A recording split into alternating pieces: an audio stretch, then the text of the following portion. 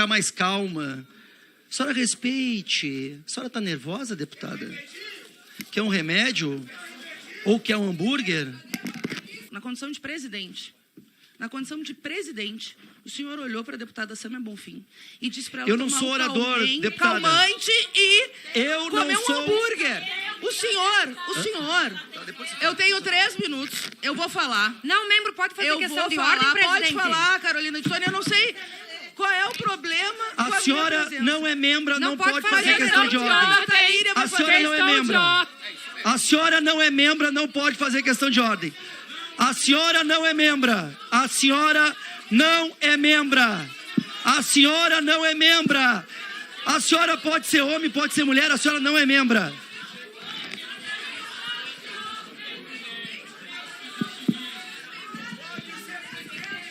A senhora não é membro. A senhora não é membro desta comissão. Não pode fazer questão de ordem.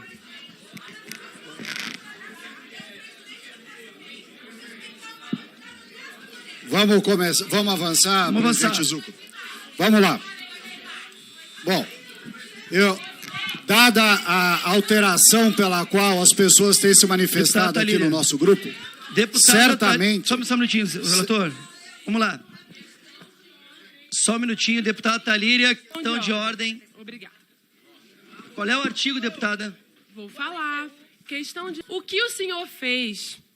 O senhor se dirigiu à deputada Sâmia Bonfim e disse para ela procurar um hambúrguer. O senhor se dirigiu a nós duas e falou para que procurássemos um remédio. O senhor é presidente de uma CPI. Deixa ela falar, por favor. Vamos deixar a deputada falar. O senhor é presidente de uma CPI. O senhor não tem vergonha de envergonhar o parlamento brasileiro e atacar mulheres eleitas? Já essa casa, o senhor cale a sua boca, porque eu estou no meu tempo. É inadmissível que numa comissão parlamentar de inquérito, deputadas eleitas sejam atacadas por qualquer deputado, em especial pelo presidente dessa casa, pelo presidente dessa comissão. A gente está aqui defendendo a justa luta por reforma agrária, enquanto vocês estão defendendo criminalizar movimento social e liderança de movimento social.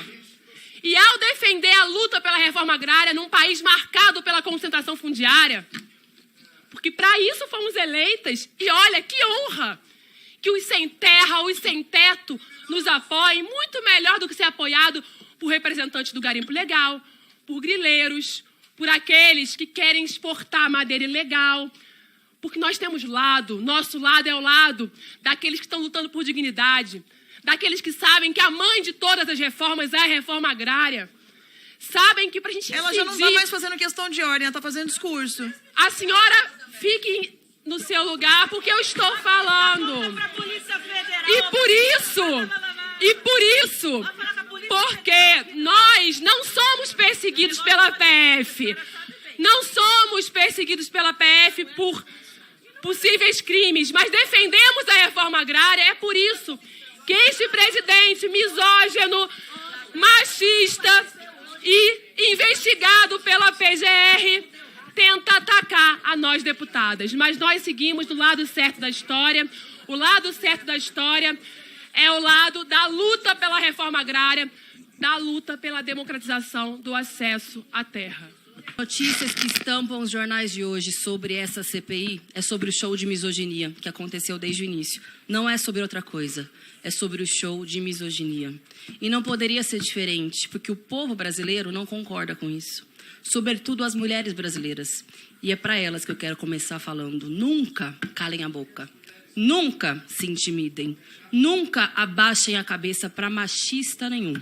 Eu espero, Fernanda, Talíria e tantas outras, que o papel que nós estamos cumprindo aqui, além de político, seja pedagógico para milhares de mulheres brasileiras que acompanham a nossa CPI. Dizer também que eu sei muito bem por que fazem isso. Porque querem nos intimidar, porque querem nos fazer retroceder. Mas eu quero dizer que eu tenho muito orgulho de estar do lado oposto dessa gente que está aqui nessa CPI.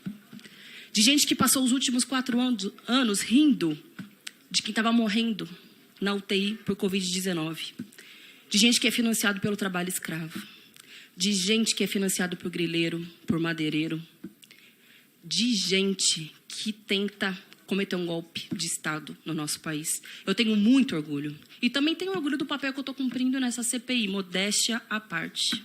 Eu estou muito consciente do papel que eu estou cumprindo aqui e vou até o fim. Também quero dizer que eu tenho muito orgulho de cada um dos votos que eu recebi nessa eleição, porque nenhum foi com nenhum centavo de orçamento secreto, ao contrário de uns e outros.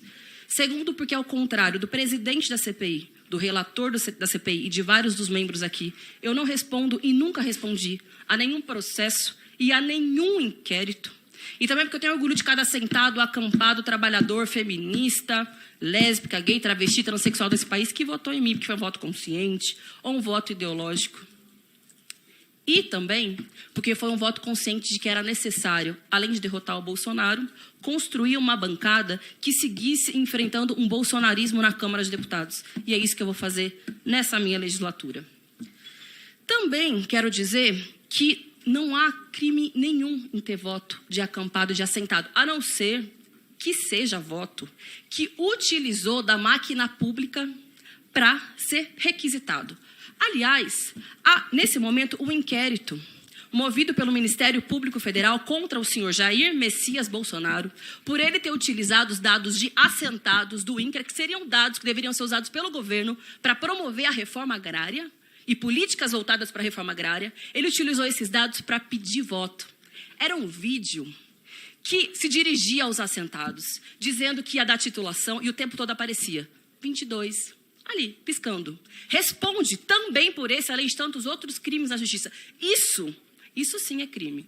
Ele está respondendo por isso. Agora, ter voto de lutador, de militante, não é crime. E eu tenho muito orgulho de ter sido a terceira deputada mais votada do Pontal do Paranapanema. Eu nasci no Pontal do Paranapanema. E agora eu quero falar sobre ele. Primeiro, saudar aquelas mulheres incríveis dos acampamentos Nelson Mandela e Miriam Farias, que responderam à altura ao relator dessa CPI, que achou que ia chegar lá intimidando todo mundo. Todo mundo viu os vídeos, circulou nas redes sociais, circulou na imprensa. Ele achou o quê? Porque é pobre, porque é mulher, porque acampado elas iam abaixar a cabeça? Sinto muito. Quem o senhor Ricardo Salles pensa que ele é? Ele acha que porque ele foi ministro do Bolsonaro, a mulherada vai ficar em silêncio, com os absurdos que ele faz. Não, não vai ficar. Aliás, eu queria também falar do Pontal do Paranapanema, porque eu nasci lá, minha família ainda mora lá, e infelizmente é uma região com muita desigualdade social.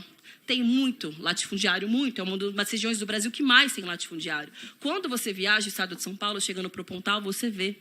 É terra, muita terra improdutiva, muita, a perder de vista.